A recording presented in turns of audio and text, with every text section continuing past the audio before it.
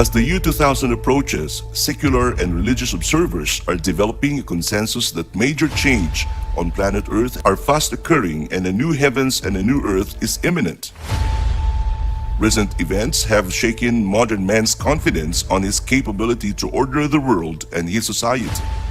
New fears as well as the perennial troubles in yesterday still haunt statesmen and serious thinkers of today. Ideologies have come and gone. Programs of government have replaced one after another. 15-year master plans have been infinitely extended. New political parties and personalities have sounded their call.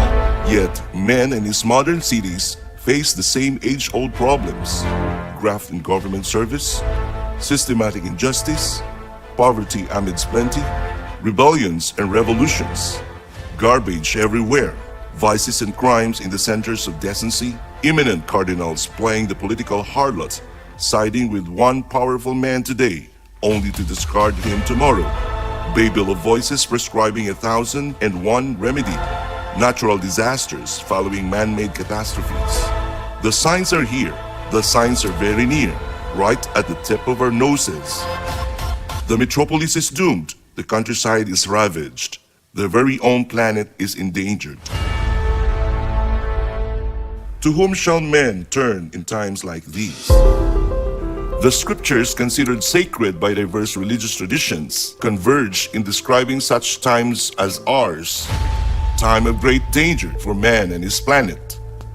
Times for fundamental choices between catastrophe and a new way of living. Time for getting out of an old way of living, old way of ordering things, to a new relationship, a new perspective, a new lifestyle. Time of danger, yes, but also times of great opportunity. The choice before man and his planet is between cosmic catastrophe or a new way of living for the whole universe, to live in solidarity in a community with all living things, or to suffer death for all. Catastrophe or community.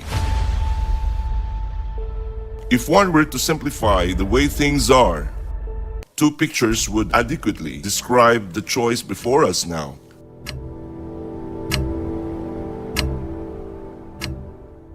The first is that the story of old, the story of the Tower of Babel. The other picture is the second story, the story of the Temple of Jerusalem, as painted in the prophet Ezekiel, in the book of Ezekiel, in the Christian Bible, or the story of the new heavens and new earth in the book of Revelation of Jesus Christ to John in the last book of the Bible. Similar pictures or parallel stories could be found in the literature of other religions and the writings of secular thinkers. Basically, the two pictures tell of two ways of living in planet Earth. One way is to live selfishly in active rebellion against God, talking his own language, striving and struggling to build to himself a tower that would reach the heavens, a tower that would make him renowned for the name and glory so that the whole earth would praise and exalt him. Self-reliance, struggle for pride of place, looking out for number one, to hell with the rest of the world, victory at all cost. The Tower of Babel is a monument to this lifestyle. Its results are for the whole earth to see. Dispersion of peoples, quarrels and warfare, destruction of the countryside. For the cities, violence, greed, crime, and diseases.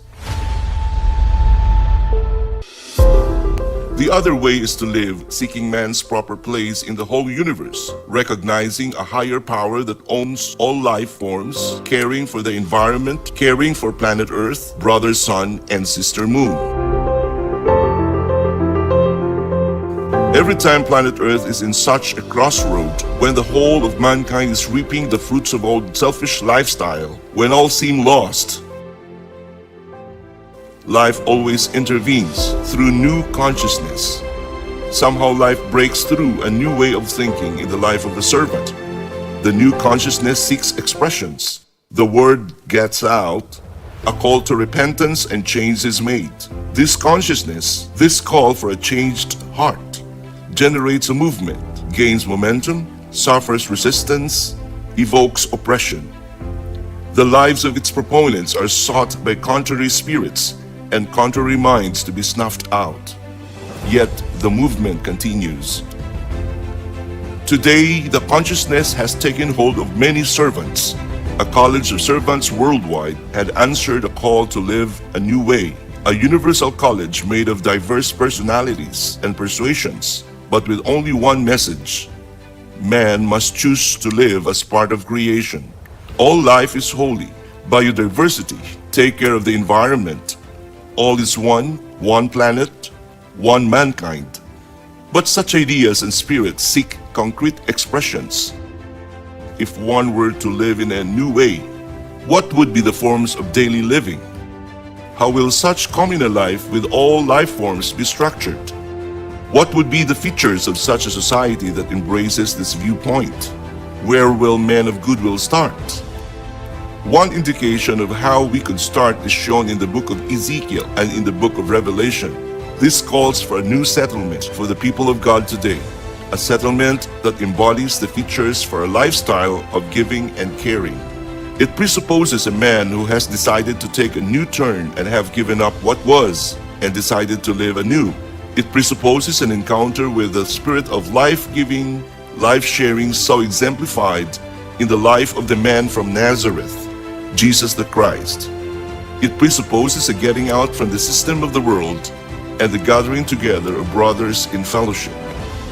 This fellowship of brothers and sisters will get out of the worldly system and find a place in the planet Earth where they could live together as one family. This place would be a piece of territory owned by the community and managed by the community as stewards for life itself and for God, the source of all life. In this territory, two strips of land crossing each other will be declared a sanctuary, excluded from human use, left to fallow. There, the different fauna and flora will develop freely. There, the presence of the Most High will be felt as life is given freedom to diversify itself. The sanctuary is the sign and symbol that a higher power exists and rules planet Earth, and man is subject to that power and is the living focal point of that power. The sanctuary becomes the center of the new lifestyle. The rest of the property will be given out to the brothers and sisters for their use. No title to property will be made. The whole land belongs to all the people and the land belongs to God. The right to use will be given to the brothers and the sisters. Land will be used for 6 years. On the 7th year, the land will be left to fallow. Organic farming will be implemented with no artificial fertilizers. On the 7th year, the brothers and the sisters and their families will have a sabbatical journey for the whole year. A time for the rest and education and travel. A center for appropriate technology will be set up where appropriate technologies respecting life would be developed and shared. A processing zone will be declared by the community where the goods produced will be processed for use by the community, and the goods exceeding the needs of the community members will be traded outside. 1/10 of all produce will be given to the community through a college of servants. From these tithes, ministries and services answering the needs of this community will be organized, manned by the community members who shall be supported through the tithes. A piece of land will be set aside to be used for production. These produced goods will be for use of the settlement servant so that his family would not be supported from the treasury of the community. On the 7th day, a day of rest is celebrated. The community gathers by groups led by the elders and the community servant, celebrating life in all forms of expressions of the arts. A day for personal enrichment and sharing. 7 annual festivals celebrate the journey of the community wherein the community as a people of God gathers as one people. No temple or house of worship will be built. The whole settlement is itself a house of worship. A replica of the old temple of Jerusalem will be built as a memorial of the old covenant between God and His people. This outline of a settlement for the people of God today effectively addresses the major concerns of modern statesmen and faces squarely the issues of life today. It seeks expression. It seeks a servant. It seeks group of men, stout-hearted men, to live for and in it. Today, when you hear the life calling you, harden not your heart. That stout-hearted man is you. The time is now. Enter now unto the joy of the Lord.